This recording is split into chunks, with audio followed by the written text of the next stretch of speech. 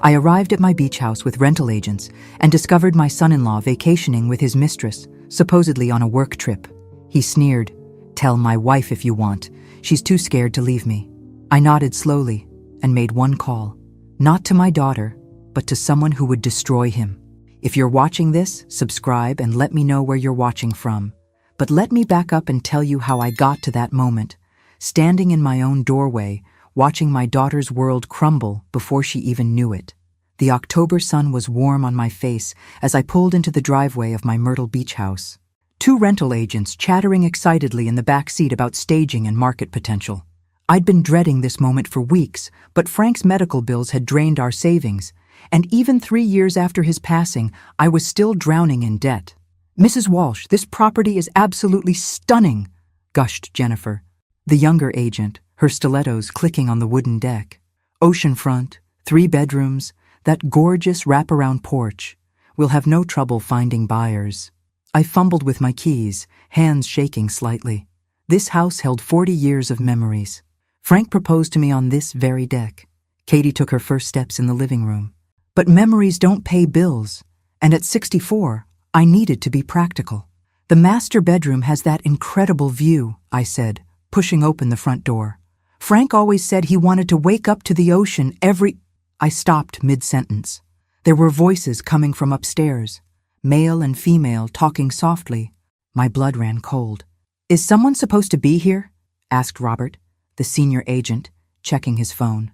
I shook my head, motioning for them to stay back. The voices were clearer now, coming from my bedroom.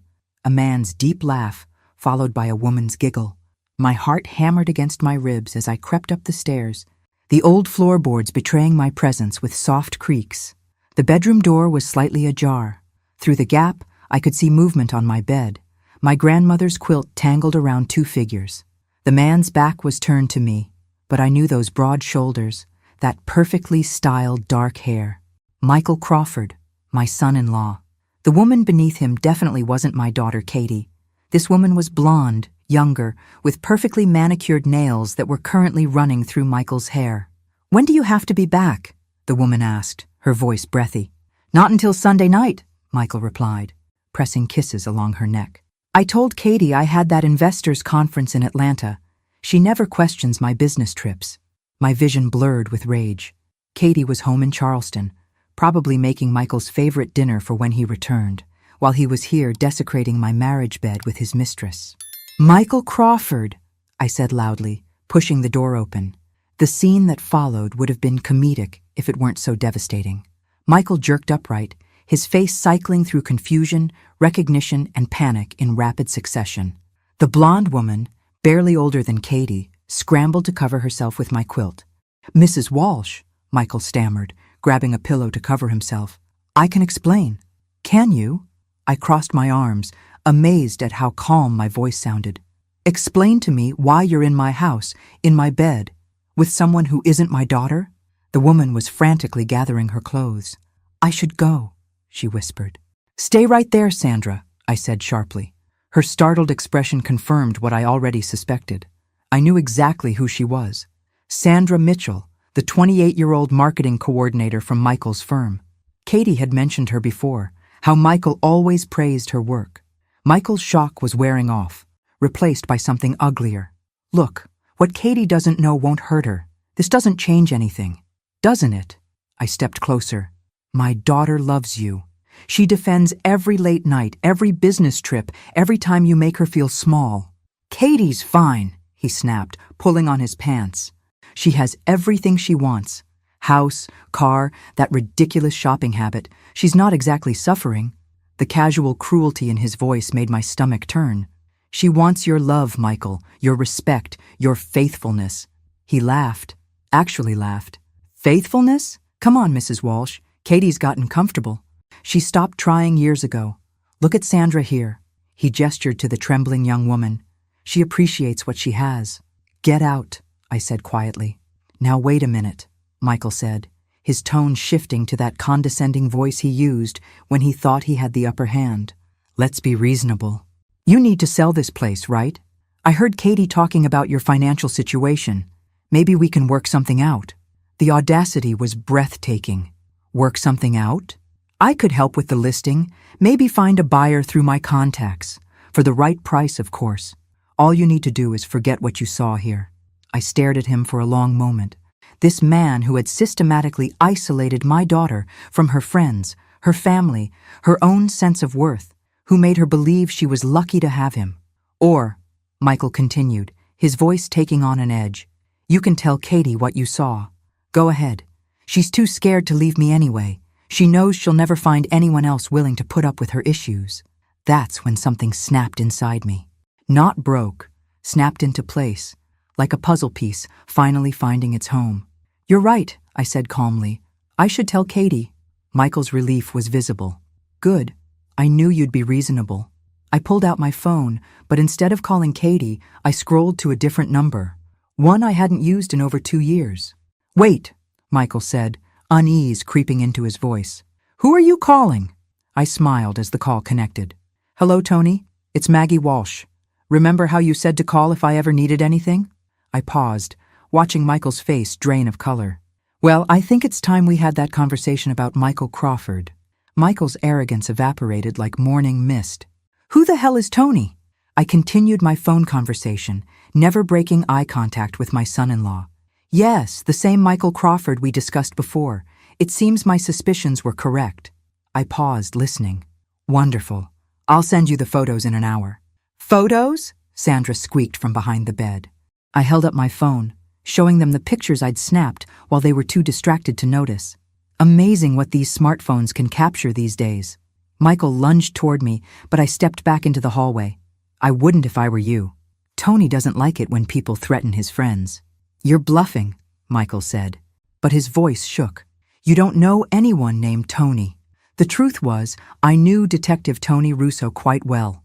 He'd been Frank's partner on the Charleston police force for 15 years before Frank retired to become a private investigator. Tony had stayed in touch after Frank's death, checking on me occasionally, offering help whenever I needed it. What Michael didn't know was that Tony had been investigating financial irregularities at Prestige Investments, Michael's firm, for the past 6 months. He'd even asked me if I'd noticed any unusual behavior from Michael, any sudden wealth or expensive purchases that didn't match his salary. I'd told Tony I hadn't noticed anything, but that was before I found out about the beach house visits, the designer clothes Michael bought Katie on sale, the luxury car he claimed was a company bonus. Pack your things, I told them both. You have 10 minutes before I call the police for trespassing. This is ridiculous, Michael blustered, but he was already grabbing his clothes. Katie will hear about this. She'll never forgive you for destroying her marriage. Her marriage was already destroyed, Michael. She just didn't know it yet. Sandra had dressed quickly and was edging toward the door. I blocked her path.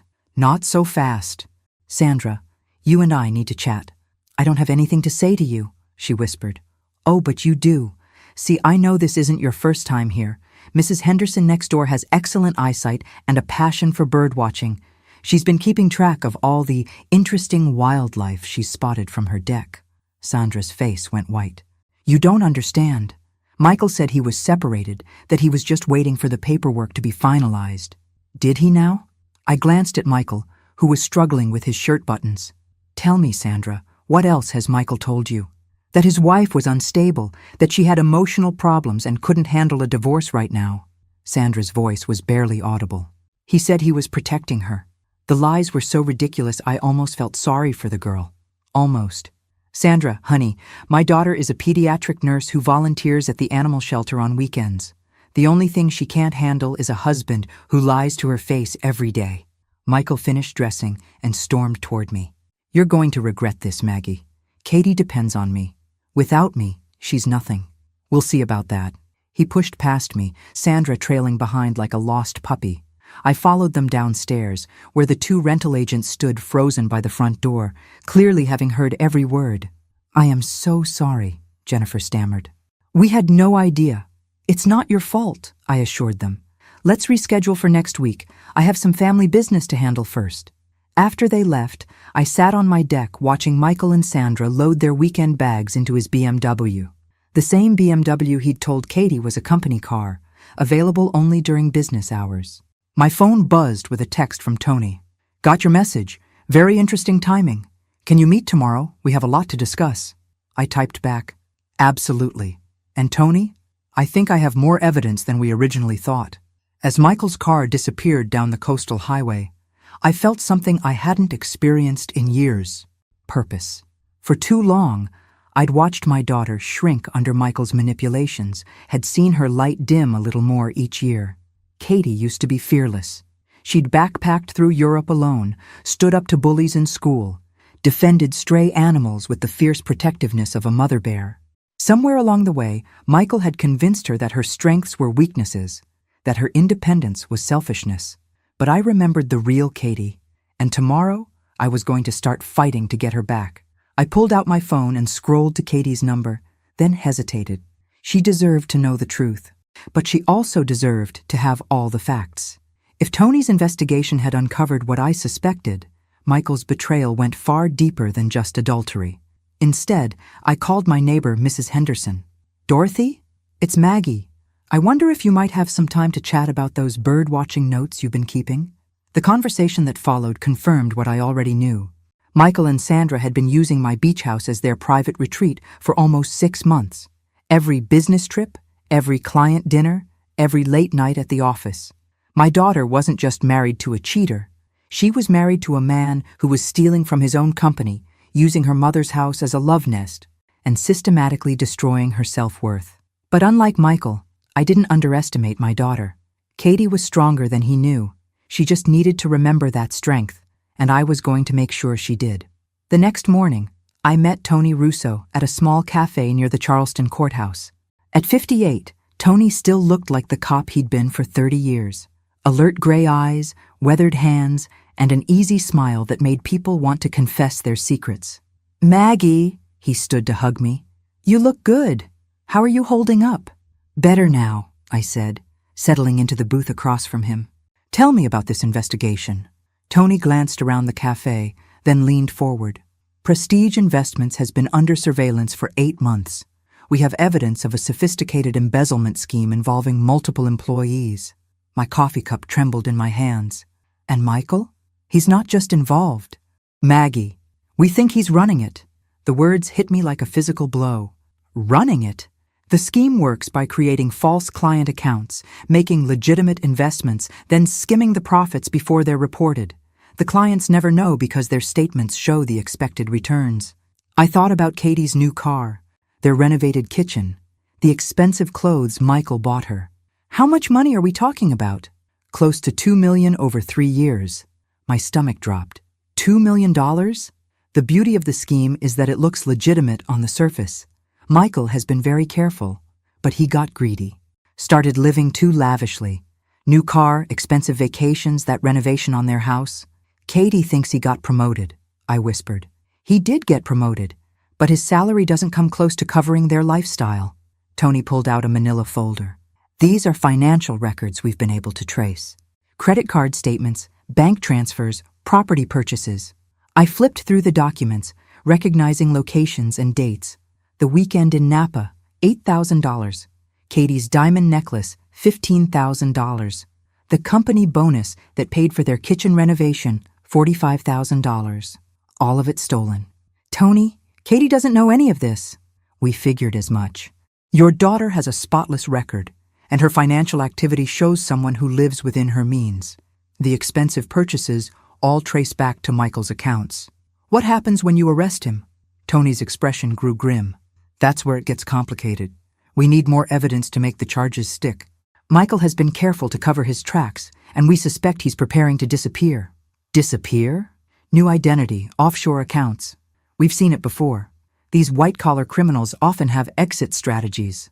I thought about Sandra, about Michael's casual cruelty toward Katie. And he'd leave my daughter holding the bag. Probably. Her name is on some of the property purchases, joint bank accounts. Even if she's innocent, she could face charges. The rage that had been simmering since yesterday erupted into white-hot fury. Michael wasn't just betraying Katie emotionally. He was setting her up to take the fall for his crimes. What do you need from me? Access to Michael. We need him to make a mistake, get careless.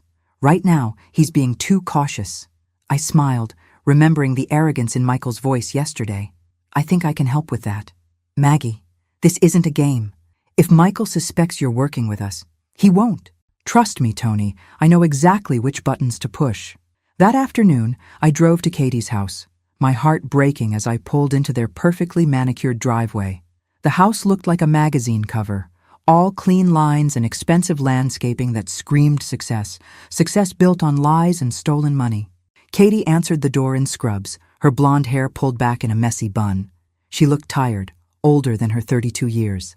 "Mom, what a surprise. Come in, come in." She hugged me, and I caught a whiff of that familiar scent, the lavender lotion she'd used since college.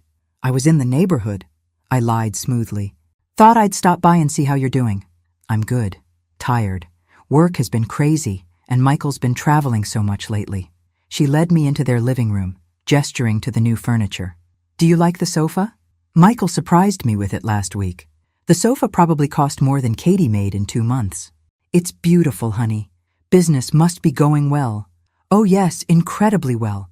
Michael keeps getting these amazing bonuses. Sometimes I feel like I'm married to a stranger, this successful, important businessman." Katie's laugh had a hollow quality. "Remember when we used to worry about rent money?" I remembered. I also remembered the vibrant, confident woman who used to laugh without reservation. "Katie, can I ask you something?" "Of course. Do you ever miss your old life, before all this success?" Katie's smile faltered. "What do you mean?" "You used to paint. You had that studio apartment with terrible lighting. But you'd stay up until 3 a.m. working on canvases. That was a long time ago, Mom. You were happy. I'm happy now." But she wouldn't meet my eyes. "Are you?" The question hung in the air between us. For a moment, I saw a flicker of the old Katie, the one who never backed down from difficult conversations. "Michael says artistic pursuits are selfish when you're building a life together," she said finally. "He's right. I need to focus on our future." "What about your future, Katie? What do you want?" "I want what we have. Security, stability, a nice home." Her voice sounded rehearsed, like she'd practiced these words in the mirror. "And what does Michael want?" Katie's expression shifted, became guarded. "Why are you asking me this?" "Because I love you, and I see how you've changed." People change, Mom. They grow up. They realize that dreaming about being an artist doesn't pay the bills. "Since when do you care about money?" "Since I realized how hard life can be without it." Katie stood up abruptly. "Would you like some coffee? I just made a fresh pot." I followed her into the kitchen, noting the high-end appliances, the granite countertops, the wine fridge that probably cost more than my car. "Katie, if something happened, if everything fell apart, would you be okay?" She froze, coffee pot in hand. "What do you mean?" "I mean, are you prepared to take care of yourself? Do you have your own savings, your own plans?" "Mom, you're scaring me. Is something wrong? Are you sick?" "I'm fine, sweetheart. I just worry about you depending on someone else so completely." Katie set down the coffee pot and turned to face me. "Michael takes care of me. He makes sure I have everything I need. But what do you need, Katie? Really need?" For a moment, her carefully constructed composure cracked. I saw confusion, fear, and something else, a deep, aching loneliness. "I need to not worry about money," she whispered. "I need to feel safe. I need to know that someone wants to be with me." "Oh, honey." I reached for her, but she stepped back. "Don't. Please don't look at me like that." "Like what?" "Like you pity me." "I don't pity you. I'm proud of you. You're smart, talented, compassionate. You could do anything. Be anything." "I am something. I'm Michael's wife." The words felt like a slap. This confident, independent woman had been reduced to an appendage, a reflection of someone else's success. My phone buzzed with a text from Tony. "We may have to move faster than expected. Can you meet tonight?" I looked at my daughter, so fragile despite all the expensive trappings surrounding her. Whatever was coming, it was going to destroy the life she thought she had. But maybe, if I was careful, it could also give her back the life she'd lost. That evening, I met Tony at the police station. The fluorescent lights cast harsh shadows across his face as he spread files across his desk. "We intercepted communications between Michael and an offshore banking contact," he said without preamble. "He's planning to transfer the remaining funds and disappear within the next 2 weeks." 2 weeks? My heart raced. "What about Katie?" "That's what we need to discuss. Michael has been setting up your daughter as the fall guy for months. Joint accounts, forged signatures, property purchases in her name. Tony showed me documents that made my blood run cold. Katie's signature on investment papers she'd never seen. Her name on bank accounts she didn't know existed. Credit cards opened in her name to fund Michael's lifestyle. She could go to prison, I whispered. Not if we build a case showing she was manipulated. But we need evidence of coercion, proof that Michael deliberately deceived her. I can get that evidence. Maggie, no, it's too dangerous. If Michael suspects, he won't suspect. You said it yourself. He's arrogant. He thinks he's smarter than everyone else. Tony leaned back in his chair. What are you thinking? Michael believes Katie is completely under his control. He's also convinced that I'm a harmless old woman who can be bought or intimidated. I smiled grimly. He's wrong on both counts. Explain. Tomorrow is Katie's birthday. I'm going to throw her a party. A party? A surprise party. I'll invite all her old friends, the ones Michael has systematically isolated her from. I'll also invite some of Michael's colleagues from work. Tony frowned. To what end? People talk at parties, especially when they've had a few drinks. Michael will feel pressured to maintain his image as the successful husband. He'll brag, make boasts, maybe let something slip. That's a lot of maybes. There's more. I'm going to tell Michael that I've been having financial troubles, that I need to sell the beach house quickly. I'll ask for his help finding a buyer.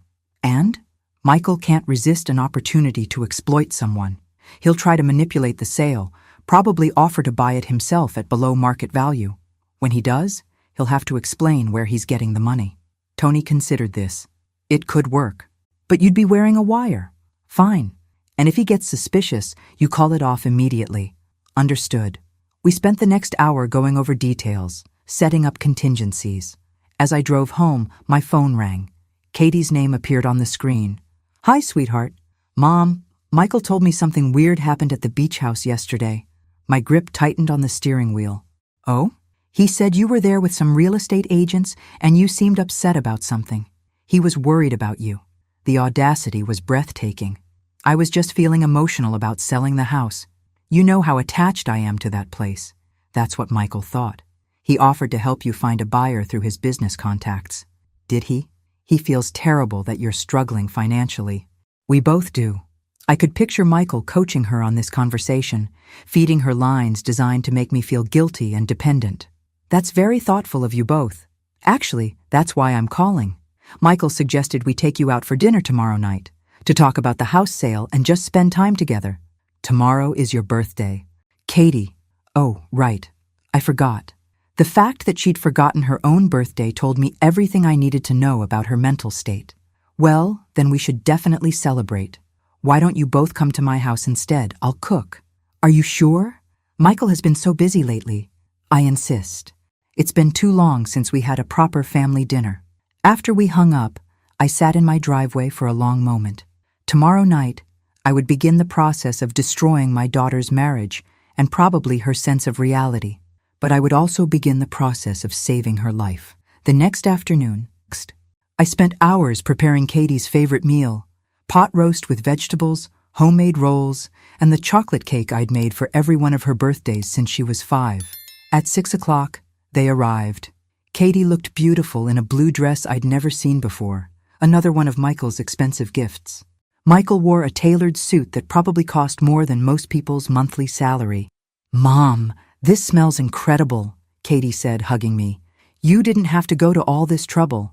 It's no trouble, it's your birthday. Michael surveyed my modest dining room with barely concealed condescension. Nice place, Maggie. Very cozy. Thank you. It's not much, but it's home. During dinner, I watched Michael perform his role as the devoted husband. He complimented Katie's appearance, asked about her work, made jokes that weren't quite funny. Katie responded with practiced smiles and grateful looks. It was like watching a play where both actors had forgotten they were performing. So, Maggie, Michael said as I served cake, Katie mentioned you're having some financial difficulties. I wouldn't say difficulties, more like adjustments. Frank's medical bills, you know. Of course, that must be stressful. It is. Especially since I need to sell the beach house quickly. I was hoping to get market value, but the agents say it could take months. Michael's eyes sharpened with interest. What do you consider market value? Well, the comparable properties are selling for around $400,000. but I'd take $350,000 for a quick sale.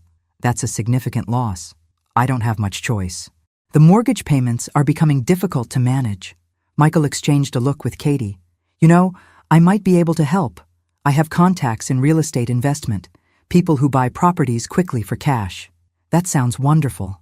What kind of timeline are we talking about? I could make some calls this week. These investors typically move fast when they see the right opportunity.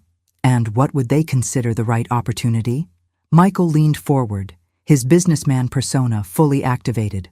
Properties that can be acquired below market value and flipped quickly. Your beach house would be perfect for that kind of investment. How much below market value? Well, for a cash sale with quick closing, they'd probably offer around $250,000. Katie looked surprised. Michael, that seems low. Mom, wouldn't that be a huge loss? Sometimes you have to cut your losses, honey, Michael said smoothly. The market is uncertain right now. A bird in the hand, you know. I nodded thoughtfully. You're probably right.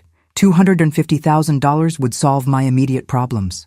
I could connect you with the right people, Michael continued. For a small finder's fee, of course, maybe 5% of the sale price. There it was. Michael couldn't resist trying to profit from my desperation. That seems very reasonable, I said. When could we move forward? I'll make some calls tomorrow. These investors prefer to move quickly, so you'd need to be prepared to close within a week or two. That fast? Cash buyers don't need mortgage approvals or inspections. They buy properties as is. Katie frowned. Mom, are you sure about this? Maybe you should get a second opinion. Your mother knows what's best for her situation, Michael said firmly. Sometimes older people need to make practical decisions rather than emotional ones. The condescension in his voice made my jaw clench, but I maintained my grateful smile. You're so helpful. Michael, I don't know what I'd do without you. As they prepared to leave, Michael pulled me aside. Maggie, I want you to know that Katie and I consider you family. We'll always be here to help you navigate these kinds of decisions. I appreciate that more than you know. He squeezed my shoulder in a gesture that probably looked affectionate to Katie, but felt like a threat to me. Family takes care of family, he said. Don't forget that. After they left, I called Tony. How did it go? He took the bait. He's going to try to buy my house for $250,000 through fake investors, then flip it for full market value. Did you get it recorded? I touched the small device hidden in my sweater. Every word. Good. That gives us fraud, but we need more. We need to catch him in the act of transferring the stolen money. Don't worry, I said, looking at the birthday cake Katie had barely touched. I'm just getting started. Tomorrow, phase 2 would begin. The next morning, I called Michael's office and asked to speak with him privately. Mrs. Walsh, his voice was smooth as silk. How can I help you? I've been thinking about our conversation last night, about the house sale. Of course. I've already reached out to some contacts, very promising responses. That's wonderful, but I was wondering, could we meet today? I have some questions about the process, and I'd prefer to discuss them in person. Absolutely. Why don't you come to my office around 2 p.m.? Prestige Investments occupied the top 3 floors of a gleaming downtown Charleston building. The lobby screamed success. Marble floors, crystal chandeliers, and abstract art that probably cost more than most people's cars. Michael met me at the elevator, all smiles and charm. Maggie, welcome to my little corner of the financial world. His office was exactly what I'd expected. Floor-to-ceiling windows, expensive furniture, and photographs of Michael with various wealthy-looking people. A shrine to his own supposed importance. Please sit. He gestured to a leather chair across from his desk. Can I get you coffee? Water? Coffee would be lovely. As Michael buzzed his assistant, I noted the expensive watch on his wrist, the custom-tailored suit, the Italian leather shoes, all purchased with stolen money. So, he said, settling behind his desk, what questions can I answer about the house sale? Well, I was wondering about the timeline. You mentioned these investors move quickly? Very quickly. In fact, I heard back from one of them this morning. He's very interested. That's exciting. What did he say? Michael pulled out a file folder. Props for his performance. He's prepared to offer $240,000 for a cash purchase, closing within 10 days. $240,000. Yesterday you mentioned $250,000. These investors are negotiators, Maggie. They start low and work their way up. but $240,000 is still an excellent offer for a quick sale. I pretended to consider this. And your finder's fee? Given the quick turnaround and the service I'm providing, I think 8% would be appropriate. So Michael was planning to steal $19,200 from me while helping his fake investor steal $160,000. The greed was staggering. That seems fair, I said. But I have to ask, this investor, he has the cash available immediately? Absolutely. These high net worth individuals keep substantial liquid assets for exactly these kinds of opportunities. High net worth individuals? What kind of business is he in? Michael hesitated for just a moment. Import-export. Very successful operation. I see. And you've worked with him before? Several times. Very reliable, very discreet. I nodded thoughtfully. Michael, can I be honest with you about something? Of course. I'm scared. Selling Frank's house, making these kinds of financial decisions alone, it's overwhelming. I feel like I'm in over my head. Michael's expression softened into what he probably thought was sympathetic concern. That's completely understandable, Maggie. These are big decisions. The thing is, I've been thinking about what you said last night, about family taking care of family. Yes? I was wondering if you might consider handling more of my financial affairs. Nothing major, just helping me make sense of my investments, my retirement accounts. Michael's eyes lit up with predatory interest. I'd be happy to help. What kind of assets are we talking about? Well, there's Frank's pension, some savings accounts, a small stock portfolio, maybe $300,000 total. That's a substantial amount. Definitely worth managing properly. The problem is, it's all scattered across different institutions. I've been thinking I should consolidate everything, make it easier to manage. That's excellent thinking. I could help you move everything into more efficient investment vehicles. You mean like the ones you manage here at Prestige? Exactly. We specialize in maximizing returns for our clients. I leaned forward conspiratorially. To be honest, Michael, I've been worried about leaving Katie financially secure if something happens to me. With the house sale and the proper investment of my other assets, I could potentially leave her quite a substantial inheritance. How substantial? Well, if we sell the house for $240,000 and properly invest my other assets, maybe $600,000 or $700,000 total. Michael was practically salivating. In his mind, he was already figuring out how to steal from me twice, once on the house sale, and again by embezzling from my investment accounts. That would certainly provide Katie with security, he said carefully. The thing is, I'd want you to be the executor of my estate, someone I trust to make sure Katie is taken care of. I'd be honored. And of course, as executor, you'd receive a fee for your services. What would be appropriate for managing that size estate? Well, executor fees are typically 2 to 3% of the total estate value. So Michael was now planning to steal money from my inheritance too. The man had no limits. That seems very reasonable. Should we start the paperwork? Absolutely. I can have my assistant draw up some preliminary documents this afternoon. I stood up to leave, then paused, as if remembering something. Oh, Michael? There is one other thing. Yes? I've been having some issues with my current financial advisor. He keeps asking uncomfortable questions about my spending patterns, wanting to verify purchases I've made. It's quite intrusive. Michael's demeanor shifted slightly. What kind of questions? Oh, about the home improvements I've made, some of the gifts I've given to family members. He seems to think I'm spending more than my income supports. Some advisors are overly cautious. He even suggested I might need to provide receipts for major purchases to verify their legitimate expenses. Michael went very still. Receipts? Can you imagine? As if I need to justify how I spend my own money. That does seem excessive. I told him I don't keep receipts for family gifts. When I give Katie money for things she needs, it's between family members. None of his business. Absolutely. Family financial arrangements are private matters. I gathered my purse and stood. Well, I should let you get back to work. When can we move forward with the house sale? I'll contact the investor today. We could probably have contracts drawn up by tomorrow. Wonderful. And Michael? Thank you for being so helpful. Katie is lucky to have such a caring husband. Katie is my priority. Maggie, everything I do is for her. As I rode the elevator down, I reflected on the layers of Michael's deception. He wasn't just stealing money. He was positioning himself to steal from me, my daughter, and eventually my estate. But what he didn't know was that Detective Tony Russo was listening to every word through the wire I was wearing. And by tomorrow, we'd have enough evidence to put Michael away for a very long time. The only question remaining was how to protect Katie when Michael's world came crashing down. And I was pretty sure I had a plan for that too. That evening, I drove to Katie's house unannounced. I found her in the garden, pulling weeds with an intensity that suggested she was working through some serious emotions. "Mom?" She sat back on her heels, surprised. "What are you doing here?" "I wanted to talk to you, away from Michael." Katie's expression became guarded. "Why away from Michael?" "Because I think you and I need to have an honest conversation. One we probably should have had months ago."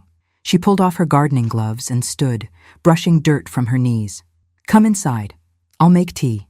In the kitchen, I watched my daughter move with mechanical precision, filling the kettle, arranging cups, retrieving sugar and cream.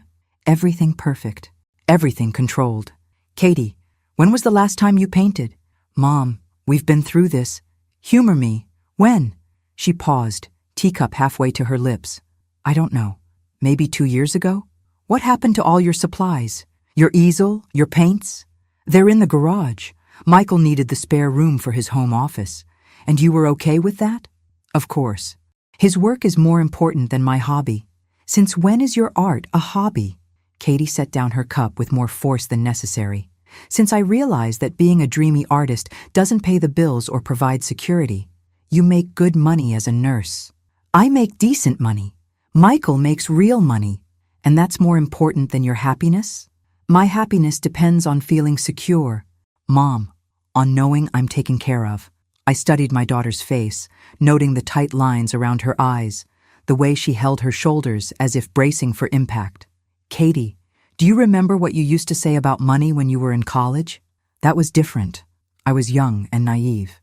You used to say that money was just a tool, that the goal was to have enough to do what you loved, not to accumulate wealth for its own sake. People change their priorities, or people get convinced to change their priorities." Katie's jaw tightened. "If you're implying that Michael somehow brainwashed me, I'm saying that the Katie I raised wouldn't sacrifice her dreams for anyone. I didn't sacrifice anything. I made mature choices.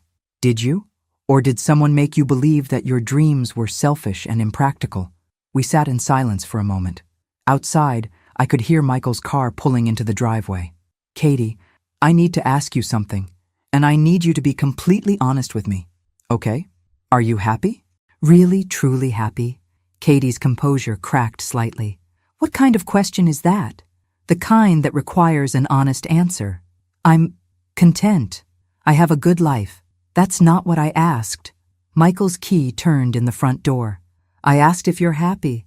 "Happiness is overrated," Katie said quickly. "Security matters more." Michael appeared in the kitchen doorway, his smile faltering when he saw me. "Maggie, another surprise visit." "I was just leaving," I said, standing. "Katie and I were catching up."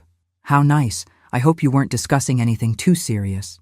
"Just family things," Katie said, avoiding my eyes. Michael moved to stand behind Katie's chair, his hands resting on her shoulders in what looked like an affectionate gesture, but felt more like a claim of ownership. "Family is everything," he said, his grip tightening slightly. "Isn't that right, Katie?" "Of course."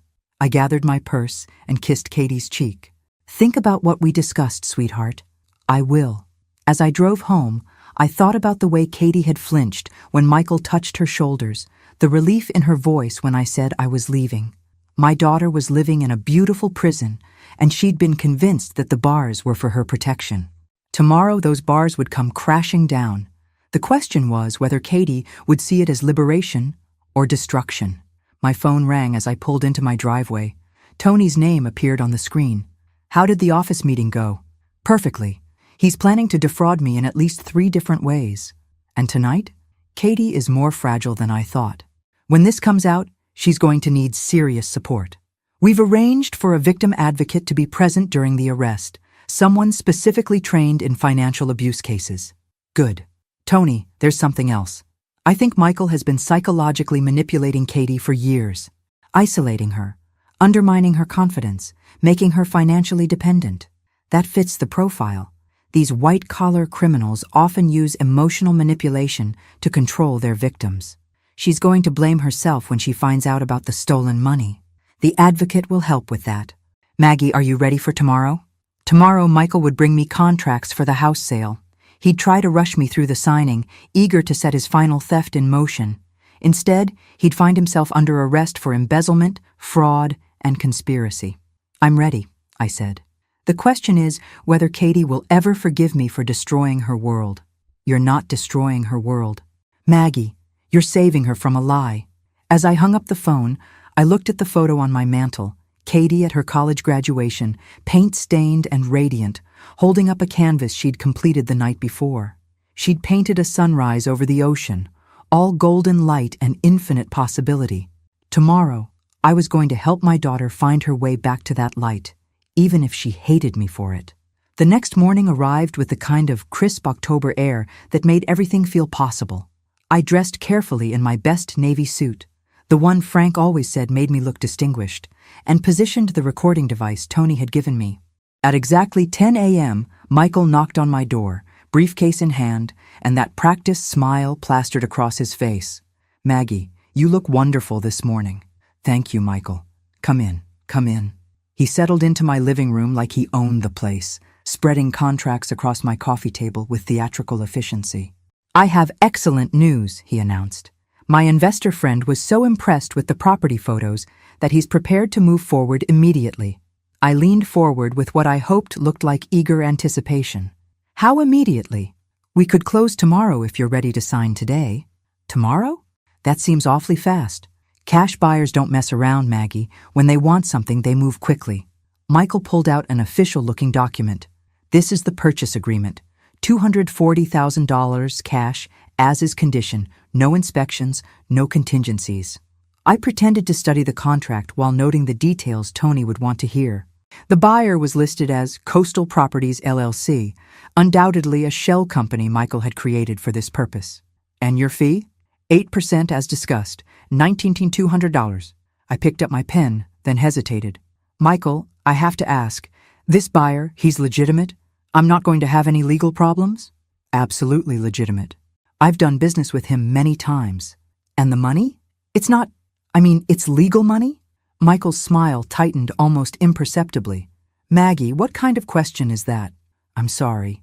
It's just that Frank always warned me about deals that seem too good to be true. This isn't too good to be true. It's a fair market transaction. I nodded and signed the first page, then paused at the second. What's this about a cashier's check being held in escrow? Standard procedure. The money gets deposited with a neutral third party until closing. And who is this third party? Prestige Investments has an escrow account for exactly these kinds of transactions. Of course they did. Michael was planning to route the stolen money through his own company's accounts to make it look legitimate. That's convenient, I said, signing the second page. We aim to make things easy for our clients. As I reached for the final page, my doorbell rang. Michael frowned. Are you expecting someone? I don't think so. I went to the window and felt my heart skip. Tony Russo was standing on my porch, along with two other men in suits. Oh my, that's Detective Russo, Frank's old partner. Michael went rigid. Detective? He stops by occasionally to check on me. Frank asked him to keep an eye out. I opened the door with a bright smile. Tony, what a lovely surprise. Good morning? Maggie, I hope I'm not interrupting anything important. Not at all. Come in, come in. Michael Crawford is here, Katie's husband. We're just finishing up some paperwork. Tony stepped into the living room, his eyes taking in the contracts spread across the coffee table. Mr. Crawford, we meet at last. Michael had gone pale. Have we met? Not formally, but I've heard a lot about you. Really? From whom? Tony smiled, but it wasn't friendly. Multiple sources, actually. Mr. Crawford, I'm going to need you to step outside with me. I'm sorry? You're under arrest for embezzlement, fraud, and conspiracy to commit grand theft. The color drained completely from Michael's face. This is ridiculous. You have no idea what you're talking about. We have recorded conversations, financial records, and testimony from multiple witnesses. Tony nodded to his colleagues, who moved to flank Michael. You have the right to remain silent. As Tony read Michael his rights, I watched my son-in-law's carefully constructed world crumble. The arrogance melted away, replaced by panic and desperate calculation. "This is a mistake," Michael kept repeating. "I haven't done anything wrong." "Tell it to the judge," Tony said, cuffing him. "Mrs. Walsh, we'll need you to come to the station later to give a formal statement." "Of course." As they led Michael away, he turned back to me with a look of pure hatred. "You have no idea what you've done. Katie will never forgive you for this." "We'll see about that," I said calmly. After they left, I sat in my quiet living room, staring at the unsigned contracts. In a few hours, Katie would learn that her husband was a criminal and that her mother had been instrumental in his arrest. I picked up my phone and dialed her number. Katie answered on the second ring. "Mom, is everything okay?" "Sweetheart, I need you to come over, right away." "What's wrong? You sound strange." "I'll explain when you get here. Can you leave work?" Yes, I suppose." "Mom, you're scaring me." "I know. Just come, please." 20 minutes later, Katie rushed through my front door, still wearing her scrubs from the hospital. "What's the emergency? Are you hurt? Sick?" "Sit down, Katie." "Oh God, you are sick. What is it? Cancer? Your heart?" "I'm fine, physically. But we need to talk about Michael." Katie's expression shifted from worry to defensiveness. "What about Michael?" "He was arrested this morning." The words hung in the air like smoke. Katie stared at me as if I'd spoken in a foreign language. "Arrested? For what?" "Embezzlement. He's been stealing from his company for years." "That's impossible." Katie's voice was barely a whisper. "Michael would never. He's successful. He earns good money. The money he's been spending. The lifestyle you've been living. It was all stolen, Katie." "No." She stood up abruptly, pacing to the window. "No, that can't be right. There's been a mistake." I pulled out the documents Tony had shown me, bank records, financial statements, evidence of Michael's crimes. "It's all here, sweetheart. $2 million stolen over 3 years. Katie's knees buckled. I caught her arm and guided her back to the chair. $2 million? Her voice cracked. "But that means the house, the car, my jewelry, all purchased with stolen money." "Oh, God." Katie buried her face in her hands. "I'm going to prison." "No, you're not.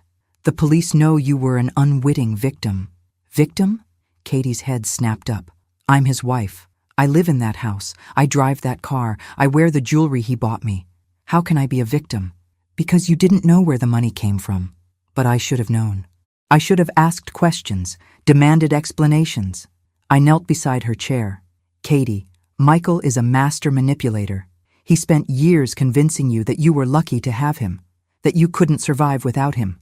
Maybe I am lucky. Maybe I can't survive without him." The defeated tone in her voice broke my heart. "Sweetheart, you're one of the strongest people I know. You just forgot that about yourself.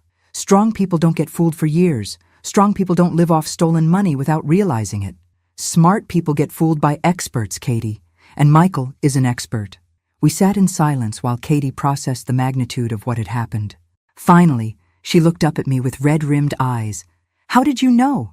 How did you find out?" That was the question I'd been dreading.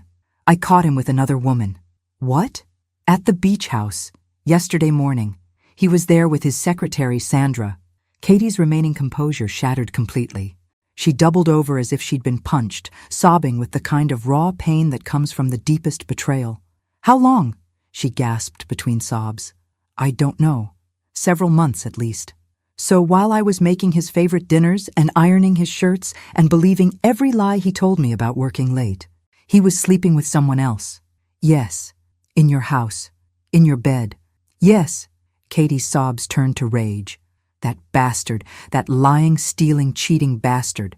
There's more, Katie." She looked up, her face streaked with tears. "More? He was setting you up to take the blame for the thefts. Your name is on documents you never signed, bank accounts you didn't know existed. He was going to let me go to prison? He was going to disappear and leave you holding the bag." The rage in Katie's eyes intensified.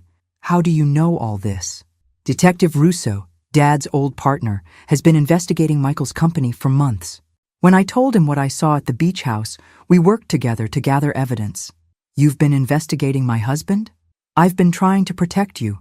Katie stood up again, this time with purpose rather than panic. "Where is he now?" "In jail, I assume. He'll probably make bail, but his assets are frozen. Good. I hope he rots in there. I was relieved to hear anger in her voice rather than despair. Anger meant she was fighting back. Katie, there's something else we need to discuss. The house, the car, your bank accounts, they're all going to be seized as evidence. I figured. Where am I supposed to live? Here. With me. For as long as you need. Katie laughed, but it wasn't a happy sound. So, I'm back where I started, 32 years old and moving in with my mother. You're starting over, sweetheart. There's a difference. Is there?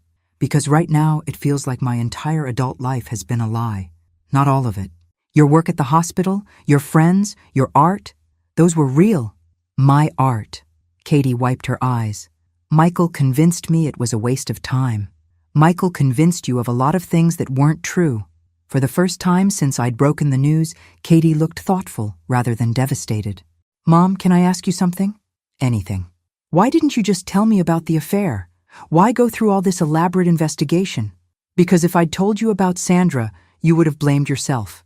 You would have tried to fix the marriage, gone to counseling, worked harder to be the wife Michael wanted. You're probably right. But this way, you know the truth. Michael isn't just unfaithful. He's a criminal who was willing to destroy your life to save his own. Katie nodded slowly. So there's nothing to fix, nothing to save, nothing worth saving.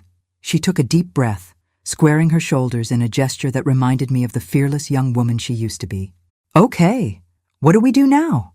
3 days later, I found Katie in my garage, surrounded by dusty canvases and art supplies she'd retrieved from her house before the FBI sealed it as evidence. Finding anything interesting? I asked, setting down a cup of coffee beside her. I forgot I painted this, she said, holding up a small canvas. It was a portrait of Michael, painted early in their marriage when she still saw him through rose-colored glasses. What are you going to do with it? Katie considered for a moment, then picked up a tube of black paint. Something therapeutic. I watched as she squeezed paint directly onto Michael's painted face, then used a palette knife to smear it across the canvas until his features were completely obliterated. Better? Much. She wiped her hands on an old towel. I've been thinking about what you said, about starting over. And? I want to file for divorce immediately. I want my maiden name back. And I want to testify against Michael in court. Are you sure about the testimony? It'll be difficult. Mom, he stole $2 million and was going to let me take the blame. I want everyone to know exactly what kind of man he is. The steel in her voice reminded me why I'd fallen in love with this daughter of mine in the first place. There's something else, Katie continued. I've been looking at apartments, but everything decent requires first month, last month, and security deposit. I don't have that kind of money. What about your savings? Frozen along with everything else. The FBI says it could take months to sort out which money is legitimately mine and which came from the thefts. You can stay here as long as you need. I appreciate that. But I need my independence back. I've been dependent on someone else for too long. I understood that feeling completely. What if I co-signed a lease for you, just until your finances are sorted out? I can't ask you to do that. You're not asking. I'm offering. Katie hugged me, and for the first time in years, it felt like hugging my real daughter instead of the diminished version Michael had created. There's one more thing, I said. Tony called this morning. Michael's attorney is trying to negotiate a plea deal. What kind of deal? Reduced sentence in exchange for returning the stolen money and providing information about other employees who might be involved. And the prosecutor wants to know if you'd be willing to make a victim impact statement. Katie's jaw tightened. What would I say? The truth. About how his crimes affected you. What it's like to discover your entire life was built on lies. Would it help put him away for longer? Probably. Then yes. Absolutely yes. That afternoon, we drove to downtown Charleston to meet with the prosecutor. Katie had dressed carefully in a simple blue suit that made her look professional and credible. Assistant District Attorney Sarah Morgan was a sharp-eyed woman in her 40s who radiated competence. Mrs. Crawford, thank you for coming in. I know this is difficult. It's Ms. Thompson now, Katie corrected. I've filed to have my maiden name restored. Of course. Ms. Thompson, can you walk me through your husband's behavior over the past few years? Specifically, any attempts to control your finances or limit your independence? Katie took a deep breath and began to speak. She told Sarah about the gradual isolation from friends, the way Michael had convinced her to quit activities she enjoyed, his insistence on managing all their financial affairs. He told me I was bad with money, Katie said, that I was too trusting, too naive to handle important decisions. Did you believe him? Eventually, yes. He was so confident, so successful. I started to think he was right about me. What about your career? Did he support your work as a nurse? He tolerated it. But he often made comments about how I should focus on our home instead of other people's problems. As Katie spoke, I watched her posture change. She sat straighter, her voice grew stronger, and the defeated woman who'd sat in my living room 3 days ago was replaced by someone who was fighting back. Ms. Thompson, Sarah said finally, if you're willing to testify at trial, your testimony could be crucial in securing a conviction. I'm willing. It won't be easy. The defense will try to portray you as someone who knew about the thefts and chose to ignore them. Let them try. I have nothing to hide. After we left the prosecutor's office, Katie and I walked along the Charleston waterfront. The late afternoon sun painted everything golden, and for the first time in weeks, I felt hopeful. Mom, can I ask you something? Of course. How did you know I was strong enough to handle all this? I stopped walking and turned to face her. Because you're my daughter, and because I remember who you were before Michael convinced you to be someone smaller. I don't feel strong. I feel angry and humiliated and scared. Anger can be strength if you channel it properly. And being scared just means you're smart enough to understand the stakes. Katie nodded, looking out over the harbor where sailboats bobbed in the gentle waves. I want to start painting again, she said suddenly. That's wonderful. Real painting, not just therapy sessions in the garage.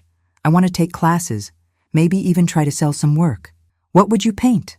Katie smiled, the first genuine smile I'd seen from her in years. Freedom. I want to paint what freedom looks like. The trial began on a crisp Monday morning in November. I sat in the front row of the courtroom, watching Katie take the witness stand with quiet dignity. She'd chosen to wear a simple gray dress that made her look both vulnerable and strong. Michael sat at the defense table, looking nothing like the confident businessman who'd tried to swindle me out of my house. 3 weeks in jail had stripped away his polish, revealing the small, desperate man underneath. State your name for the record, the prosecutor requested. Catherine Thompson. Ms. Thompson, you were married to the defendant for 7 years? Yes. During that time, were you aware that your husband was embezzling funds from his employer? No. I had no knowledge of any illegal activity. The defense attorney, a sharp-dressed man who specialized in white-collar crime, stood for cross-examination. I held my breath, knowing this was when things would get ugly. Ms. Thompson, isn't it true that you enjoyed an expensive lifestyle far beyond what your combined salaries could support? I believed my husband was successful at his job. But you never questioned the source of money for luxury vacations. Expensive jewelry, a $60,000 kitchen renovation. Katie's voice remained steady. My husband told me these purchases came from bonuses and company profits. I trusted him. You trusted him so completely that you never looked at bank statements, never asked to see tax returns, never questioned why he insisted on handling all financial matters. My husband convinced me that I was bad with money, that financial planning was too complicated for me to understand. So you chose willful ignorance over responsibility? Katie's composure cracked slightly, and I saw a flash of the old fire in her eyes. I chose to trust my husband. That's not the same thing as willful ignorance. But surely a reasonable person would have— Objection, the prosecutor interrupted. Argumentative. Sustained. The defense attorney tried several more angles, but Katie held firm. Yes, she'd enjoyed the lifestyle Michael provided. No, she hadn't questioned his explanations. But most importantly, she'd had no knowledge of the criminal activity funding their life. When Katie stepped down from the witness stand, I wanted to applaud. She'd been everything I knew she could be. Honest, strong, and unashamed of having trusted someone she loved. But the real drama came when Michael's business partner, James Morrison, took the stand. Mr. Morrison, the prosecutor began, how long have you known the defendant? 12 years. We started at Prestige Investments around the same time. Were you aware of Mr. Crawford's embezzlement activities? James shifted uncomfortably. I suspected something was wrong about 2 years ago. What made you suspicious? Michael's lifestyle didn't match his salary. He was driving expensive cars, taking luxury vacations, wearing watches that cost more than I make in 6 months. Did you report these suspicions? No. Why not? James looked directly at Michael for the first time. Because he offered to cut me in. A gasp went through the courtroom. This was news to everyone, including the prosecutor. Mr. Morrison, are you saying you participated in the defendant's crimes? I'm saying he tried to recruit me. He showed me how the scheme worked, promised I could make an extra $50,000 a year with minimal risk. And your response? I told him no, but I also didn't report him. Why not? Because I was scared. Michael made it clear that if anyone investigated him, he had contingency plans. The prosecutor leaned forward. What kind of contingency plans? He said he had documentation that would implicate other people in the company, people who had nothing to do with the thefts. Did he mention any specific names? James hesitated, then looked at Katie in the gallery. He said his wife's name was on enough documents to send her to prison for 20 years. The courtroom erupted. Michael's attorney objected frantically, but the damage was done. Everyone now understood that Michael hadn't just stolen money, he deliberately framed his wife as insurance against getting caught. During a recess, Katie found me in the hallway, tears streaming down her face. Did you hear that? He was planning to blame me from the beginning. It wasn't just about leaving me when he got caught. He was actively setting me up. I heard. How could I have been so blind? How could I have married someone so evil? Katie, listen to me. Michael is a sociopath. He's probably fooled dozens of people over the years. The fact that you trusted him says something about your capacity for love, not your judgment. I don't think I'll ever be able to trust anyone again. You don't have to decide that today. Right now, just focus on getting through this trial. But I could see the damage Michael had done went deeper than financial fraud. He'd stolen Katie's ability to trust herself, her confidence in her own judgment. That night, as we sat in my living room reviewing the day's testimony, Katie made an announcement that surprised me. I've decided to write a book. A book? About financial abuse in marriages. About how smart, capable women can be systematically manipulated and controlled. That's a wonderful idea. I want other women to recognize the warning signs I missed. I want them to know they're not alone, and they're not stupid. Looking at my daughter, really looking at her, I realized that Michael's greatest crime wasn't stealing money. It was convincing a brilliant, talented, compassionate woman that she was weak and worthless. But he'd failed. Katie was still brilliant, still talented, still compassionate, and now she was angry enough to fight back. The predator had awakened the warrior, and I couldn't wait to see what she did next. The jury deliberated for only 6 hours before returning with their verdict, guilty on all counts. Michael Crawford was sentenced to 12 years in federal prison and ordered to pay $2.3 million in restitution. As the bailiff led him away in handcuffs, Michael looked back at Katie one last time. But instead of the broken woman he'd tried to create, he saw someone who was staring back at him with cold, satisfied justice. How does it feel? I asked Katie as we left the courthouse. Like I can breathe again for the first time in years. 6 months later, I stood in the back of a small art gallery in downtown Charleston, watching my daughter hold court at her first solo exhibition. The paintings were extraordinary, bold, vibrant canvases that captured both pain and liberation with stunning clarity. The centerpiece was a large painting titled Breaking Free, a woman emerging from dark, tangled chains into brilliant sunlight. It had sold within minutes of the opening. "Mom, come meet someone," Katie called, approaching with a distinguished-looking man in his 50s. "This is Dr. Marcus Webb. He's been following my story and wants to discuss something with me." Dr. Webb shook my hand warmly. "Ms. Walsh, your daughter is remarkable. Her insights into financial abuse could help thousands of women." "What kind of help?" I asked. "I run a nonprofit that provides legal and financial counseling to abuse victims. Katie has agreed to join our board and help develop educational programs." I looked at my daughter, radiant in a way I hadn't seen since her college days. "That sounds perfect." "It does, doesn't it?" Katie smiled. I finally found my purpose. After the opening, Katie and I walked along the waterfront where we'd talked about freedom months earlier. "I have something to tell you," Katie said. "I got a call from a publisher today. They want me to write that book I mentioned." "That's wonderful news." It's more than wonderful. It's validation that my experience matters, that my voice has value. We stopped at the same bench where Frank had proposed to me 40 years earlier. The water sparkled in the moonlight, and everything felt full of possibility. Katie, I need to ask you something. Do you forgive me for the way I handled everything? For investigating Michael? For not telling you about the affair immediately? Katie took my hand. Mom, you saved my life. If you hadn't done what you did, I'd probably be in prison right now, while Michael lived it up in some non-extradition country. I was so afraid you'd hate me for destroying your marriage. You didn't destroy my marriage. Michael did that the day he decided to betray everything we promised each other. And now I'm free. Free to be who I really am, not who someone else wants me to be. As we sat there in comfortable silence, I thought about the last year. I'd started it as a widow struggling with debt, watching my daughter disappear into someone else's idea of who she should be. I was ending it with my house paid off. The FBI had recovered my $240,000 from Michael's accounts.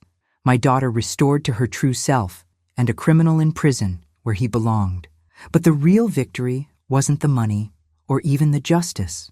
It was watching Katie paint again, laugh again, dream again.